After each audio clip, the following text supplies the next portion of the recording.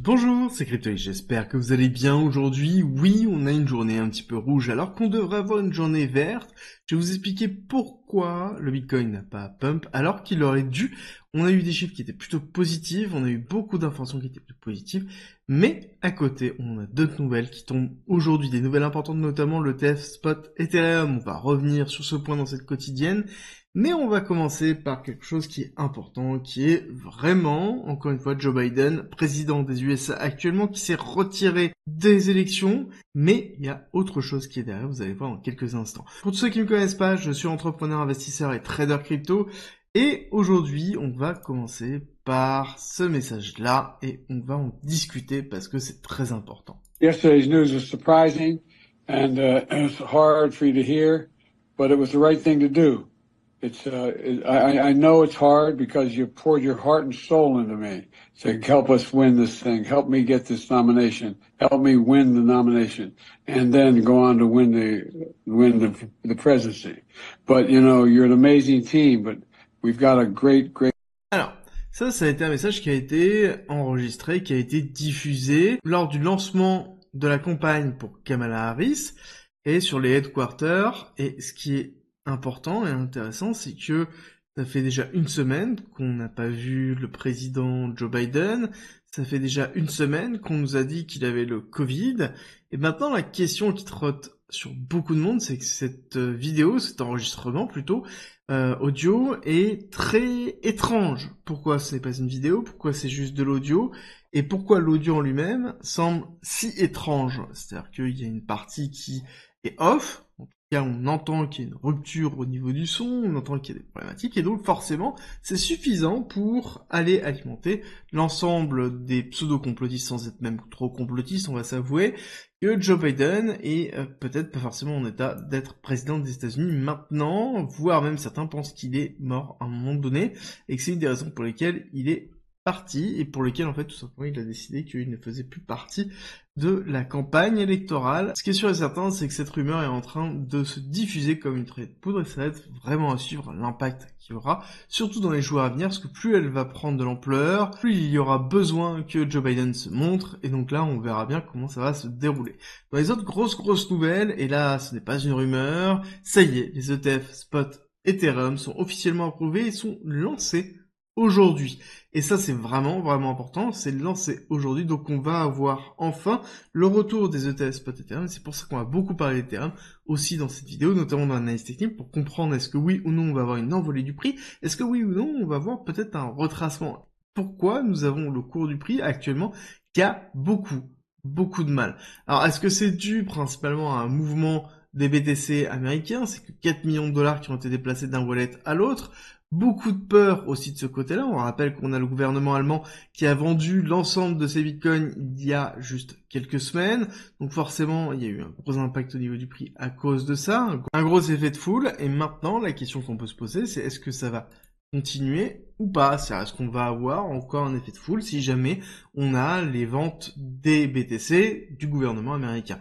Bon, clairement, c'est pas 4 millions de dollars, ils possèdent beaucoup plus, et beaucoup plus que l'Allemagne, donc forcément, ça ferait beaucoup de pression baissière, mais je pense qu'on est encore très loin. Dans les autres rumeurs, qui ne sont pas forcément des vraies rumeurs, nous avons Gary Gensler, qui serait sur le départ, principalement avec l'annonce de Biden, et le fait qu'il y a peu de chances que les démocrates gagnent cette élection, et donc forcément ils préparent ces bagages, à voir si ça va être validé ou non, et comme le dit certains, par maintenant, et non, ce ne sera pas le cas. Et pour les actualités économiques, nous avons aujourd'hui la vente des logements, demain le PMI, et surtout ce que l'on attend aujourd'hui, ça va être Google, Tesla, Visa, Coca-Cola, des gros noms qui tombent aujourd'hui sur les résultats, qui vont donner globalement le ton pour le reste, et on attendra forcément fin août, avec Nvidia qui va donner vraiment le ton pour le Nasdaq, et j'ai un petit problème avec le Triu, non c'est bon, c'est revenu. On a eu un début de semaine qui a été plutôt positif, on est reparti à la hausse malgré les différentes annonces politiques et instabilité politique, donc là-dessus on aurait dû avoir une forme de stabilité au niveau de Bitcoin, parce que déjà le Nasdaq n'est pas en train de chuter, donc ça c'est plutôt positif, mais c'est pas que ça, parce que oui, là on va pas se cacher qu'on a quand même une petite chute, on a eu une hyper accélération, une forme de FOMO qui s'est créée, on a eu une poussée, et là on est, depuis lundi, aujourd'hui compris, dans une chute. Une chute qui ne devrait pas arriver pour plusieurs raisons. C'est que ici, nous avons 7900 bitcoins qui ont été investis directement dans les ETF spot bitcoin, et ces 7900 bitcoins ont été investis principalement dans l'ETF de BlackRock. Et donc c'est plutôt positif, c'est-à-dire qu'on a de l'injection monétaire qui a lieu par les institutionnels sur les différents ETF. Mais pourtant, on est bien dans une pression baissière. On a un Nasdaq qui pousse, on a de l'injection de liquidité, on est dans une pression baissière. Justement, la question qu'on se pose, c'est pourquoi? Est-ce que c'est parce qu'on est en train de se diriger dans le haut de canal et donc forcément, partie là, on a plus une tendance qui va être baissière pour aller chercher un petit peu plus bas et aller chercher potentiellement ici ce gap CME qui est toujours en attente? Ou est-ce que c'est tout simplement une temporisation comme on l'a déjà connu dans ces phases d'accélération avec une partie de respiration que l'on peut retrouver ici, si on se décale un petit peu, avec une phase d'accélération, respiration, temporisation, réaccélération pour faire un nouveau top. Est-ce que c'est plutôt ce schéma-là? Malheureusement, on n'a pas encore l'information. C'est que ce qui va jouer là aujourd'hui, ce qui va jouer demain, et voire même cette semaine, ça va pas se jouer sur Bitcoin, ça va se jouer certainement sur Ethereum, avec le lancement de l'ETF spot Ethereum, lancement qui est très important, qui est très attendu. Et justement, comme tout lancement d'ETF, si on rappelle l'ETF de Bitcoin que nous avons eu, hop, on se décale, on a beaucoup d'accélération en amont sur une phase d'hyperspéculation. Toute cette partie-là, c'est une phase de spéculation.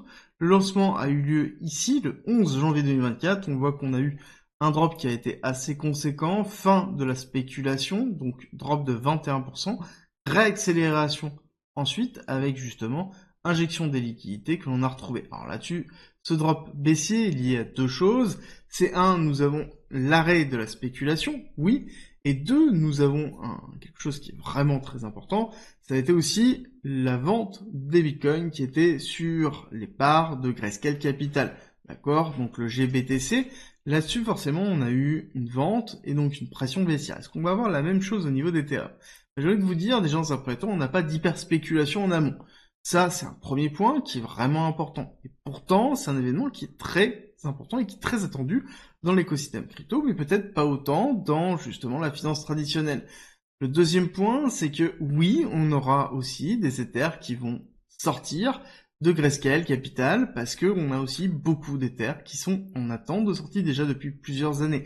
Donc on aura une pression baissière, pression qui aura lieu peut-être aussi juste dans une forme de transfert de liquidité entre Grayscale Capital et peut-être d'autres ETF.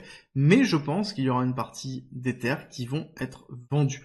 Là-dessus, la question à se poser, c'est est-ce qu'on va être vraiment dans un sell the news, donc c'est-à-dire une vente avec potentiellement comme target 2600, 2500 et un potentiel rebond pour repartir assez fort, justement un petit peu comme on a pu connaître avec BTC, avec de l'injection de liquidité, ou est-ce qu'on va avoir une temporisation le temps que ça se lance correctement, une consolidation et on repart à la hausse. Dans tous les cas, ce niveau-là a tenu jusqu'à maintenant. On a un gros support pour ensuite repartir et pousser très fort. J'ai du mal à voir en fait une injection de liquidité énorme dès le début et avec un Ether qui justement accélère à la hausse, qui casse les 4000$ juste sur le lancement de l'ETF spot Ethereum. Parce que pour moi, ça va prendre du temps et déjà dans un premier temps, il faut impérativement que les Ethers sur Grayscale Capital sortent parce que c'est le cas, c'est sûr et certain, il y en aura qui sortiront dès le lancement et dans le premier mois. Et ensuite, on va voir sur une semaine, 2 semaines, 1 mois, quelles vont être les liquidités qui vont rentrer sur l'ETF et qui va déterminer à quel point justement on va retirer des Ethereum de la circulating supply, c'est-à-dire le nombre d'Ethereum qui sont disponibles pour l'échange, parce qu'on a une partie qui sont stackés directement, plus de 25%, et après derrière, comme on l'a vu avec Bitcoin, à partir du moment où ils sont dans l'ETF spot, à ce moment-là, ils sont sortis directement, ils sont conservés par Coinbase majoritairement, qui va les conserver et qui va les loquer, c'est-à-dire que ça les sort tout simplement de l'offre en circulation, et donc il y a de moins en moins d'Ethers qui sont disponibles pour faire des transactions et payer des frais. Donc là-dessus, on pourra avoir en effet une valorisation qui pourra avoir lieu, mais encore une fois, on est dans l'hypothèse, on va voir très rapidement à quel point les inflows et à quel point Ethereum est un produit qui peut attirer les institutionnels. Bitcoin, on l'a vu, Bitcoin, on s'en doutait, maintenant Ethereum, est-ce que ça va être le cas? Je vous rappelle que vous avez à disposition en commentaire en description un guide 100% gratuit d'investissement qui est basé sur le profil psychologique. Il suffit de remplir un formulaire pour savoir quel profil d'investisseur vous êtes, connaître vos forces, vos faiblesses, des exemples de wallet et une stratégie globale. C'est à disposition en commentaire et en description, 100% gratuit. Et j'espère que cette vidéo vous a plu. Si c'est le cas, n'oubliez pas, likez, partagez, abonnez-vous et on se retrouve très vite.